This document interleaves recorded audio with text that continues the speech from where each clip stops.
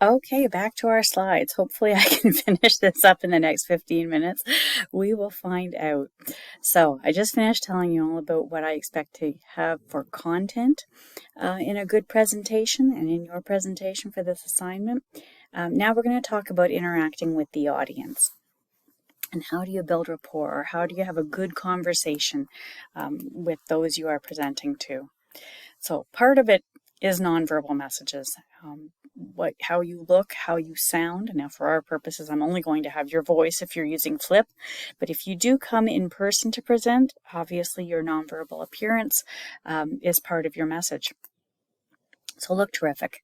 Make sure that you are as well rested as possible, that you dress appropriately, that you are ready to make good eye contact with your audience, that things that you're wearing aren't distracting. If you need to wear a baseball cap, make sure it isn't shading your eyes. I know I've said this before in class, but it does distract people when they can't see your face clearly when you're presenting. Move around. Try not to stand stock still when you are making a presentation. If you have a podium, that is helpful because you can hang on to it or move out from behind it. All those things help to keep your audience engaged. Speak energetically with preparation. That means rehearse well. The number of times a good presentation gets rehearsed is usually about 5 to 7 times. By 5 times, you're very familiar with your content. More than 7, you kind of start to memorize it and you can start to sound a bit robotic. So yeah, if you're going to be rehearsing, 5 to 7 times is the ideal. Emphasize your words carefully. If you tend to speak quickly, as I know I do, make sure that what you are saying is spoken clearly. If English is your second language, make sure that you have your pronunciation figured out, that you are very fluent in what it is that you need to say, especially if there is technical language happening or words that you're less familiar with. Already talked about that one. And be animated. I know it's nerve-wracking to present, but do try to smile at your audience. Beginning with a pause is helpful. It can help you, take a breath, and it also helps your audience to focus on you properly. So some tips and techniques for keeping audience attention. You can start with a promise. By the end of this presentation, you will be able to be certain that the purchase we are making is blah, blah, blah. That will get their attention. Secondly, drama. Tell a story. Maybe describe the problem that we're having in the company by using old materials, old products. Why is it that we need to make this new purchase? Another option, good eye contact, starting with that pause. Have a little look around the room. Make eye contact with as many people as possible to make sure that they're engaged. Moving. As I said, getting out from behind the lectern, walking towards the audience, walking back from the audience. Try not to turn your back on them. Or if you do not speak while you're turned around, especially for those who are somewhat hearing impaired. They need to be able to see your lips. It helps them comprehend the words that you're saying, so be careful with that. But don't be a statue either and stand stock still in one spot. Questions. Asking the question of the audience, get them to show their hands, use something like a poll everywhere and allow them to use their phones to click and answer questions throughout the presentation. Especially if it is a long presentation, that is helpful to keep them engaged. So consider that as part of your work in the future. Demonstrations. If you have something that you need to show, be sure that if you are going to engage the audience to that extent, that you have already planned who you will be asking. Let them know ahead of time if at all possible. Try to be as organized as possible. Often people are hesitant to participate, and so having it go smoothly by having someone already planned to participate would be helpful. If you're handing out samples, or if you have something, even pieces of paper that you're handing out, brochures, annual reports, whatever it might be careful of the timing of this. People will get distracted if you give them something to look at. I tend to suggest that you hand things out at the end of the presentation or considerably before. If it's a work meeting rather than a sales meeting, providing your audience with an agenda or any notes, budgets, that type of thing, give it to them a couple of days ahead so that they have it with them, but they've already gone over the content and they're only going to need to glance at it for confirmation, not look at it instead of you, the presenter. Use a variety of visual aids. PowerPoint is still the industry standard, but there are other options available. Prezi went through a phase of being very popular, but other ones are coming up. Google Slides have a few different methods and means to be used outside of PowerPoint. So whatever your company is most comfortable with is what I suggest you go with. But the technology is always changing, so be aware of that and be prepared to engage. Use your voice. Project your voice. Vary your tone. Make sure you are loud enough for the person in the back row to hear you, but at the same time, you don't need to yell the entire time.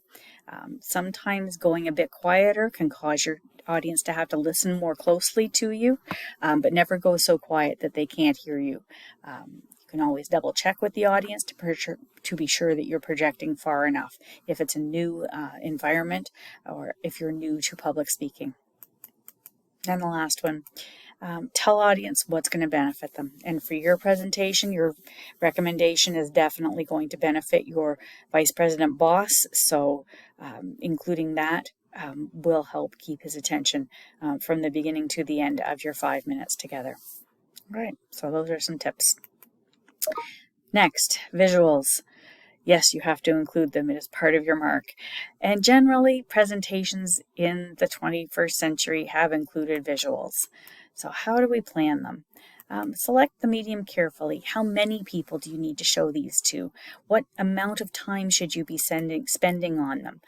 How much time? Time is money. It costs you to develop these things. So make sure you're not spending so much time that you're becoming inefficient. Simple slides can be beneficial. Images are often very helpful, especially if you're showing something like we are in this presentation you're about to give, where you have 3 options of something that's going to be purchased. A picture says 1,000 words is an old saying, but it does tend to be true as well.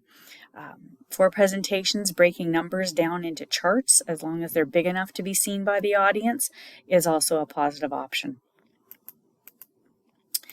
Make sure your slides only highlight your main ideas. Keep it simple.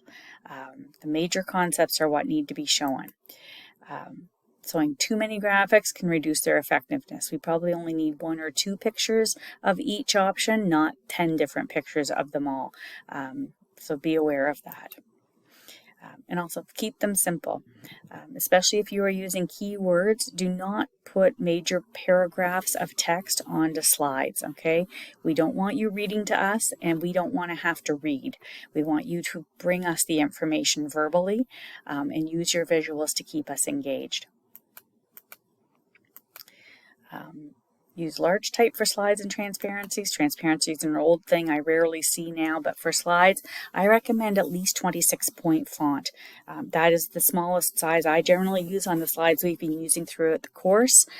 Titles, of course, are bigger. This is 26-point font. I believe this one is 30 or maybe 28, and these are at least 36. They might be 40.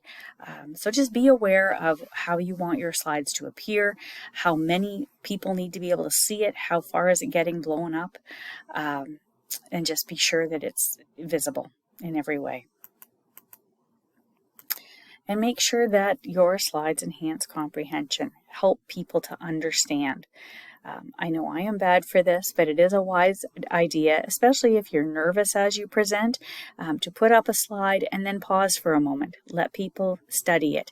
This is especially true if you're including a chart with a number grid in it or a lot of information. Giving people, 10 seconds just to look at it before you start the description is helpful. But be sure you discuss it as well. Don't just put a visual up and then say nothing. And always paraphrase the message. As I've said, don't read to us. If it has a block of text, interpret that text for us rather than reading it to us. And be sure to practice. You know, if you're using Flip, as you know, you can record it and delete it if you hate it, or pause halfway and scrap it and start over again. That isn't always true in a live presentation. That's why Flip is actually an easier method to use for this assignment, but do be sure to practice. Rehearse using your visual aids. Know what is coming next. Know your slides well so that you can use them in a smooth manner. And when you are in person in our classroom, be sure that you are talking facing the audience and not facing the screen.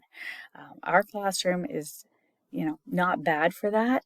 Trying to picture it. It's off to the side, so you will feel yourself physically turning if you are presenting, and you can tell that you're now looking towards the window and towards the screen rather than the audience. Stop yourself. Generally, what is on the screen in front of you is also what is on the big screen, so keep yourself faced forward towards the audience.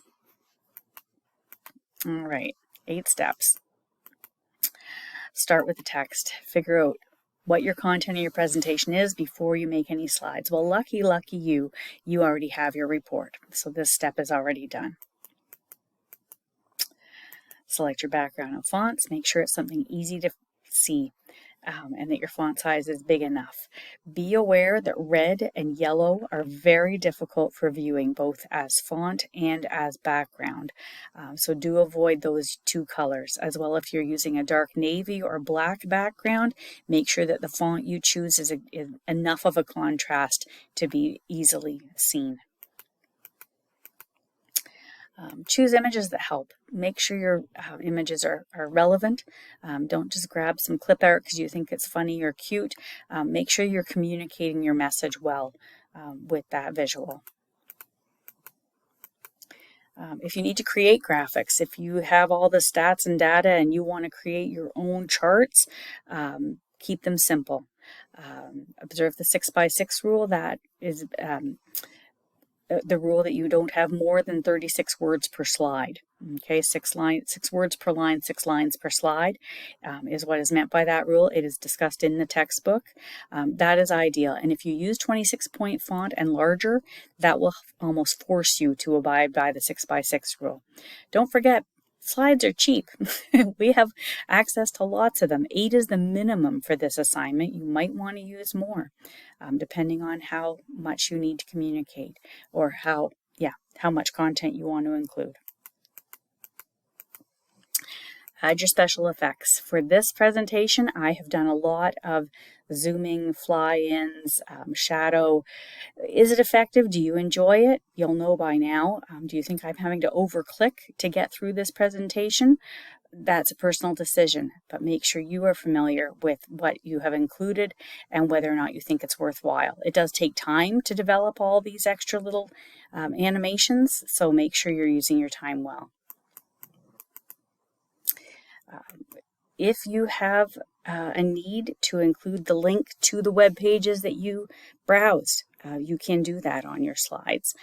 For this short 5-minute presentation, you probably don't need to, but for things that you're doing in the future for your workplace, you might want to consider including those hyperlinks, especially if you yourself are only creating the presentation and are not actually getting to present it. If someone is going to be doing it for you, it might be important to include that level of information. Asking for interaction. We talked about this, using a poll everywhere or using, hands up. It's good to engage your audience, even if you're asking just simple rhetorical questions. That will keep them engaged. And lastly, if you need to, move your presentation to the internet, post it on YouTube, make it available to everyone. If some people were unable to attend, especially if it's a conference or something like that where you were an option to listen to and they had other options they could have chosen, making it available broadly is a wise choice. It also helps have a record of what was said in the future. So know the parameters for who needs to get access to what you presented. And as usual, I have talked too much and I need to make another recording because I'm almost out of time. So yes, there will be a 3rd one or a 4th one, I guess, at this point. Wow, talkative day. See you in a minute. Thanks.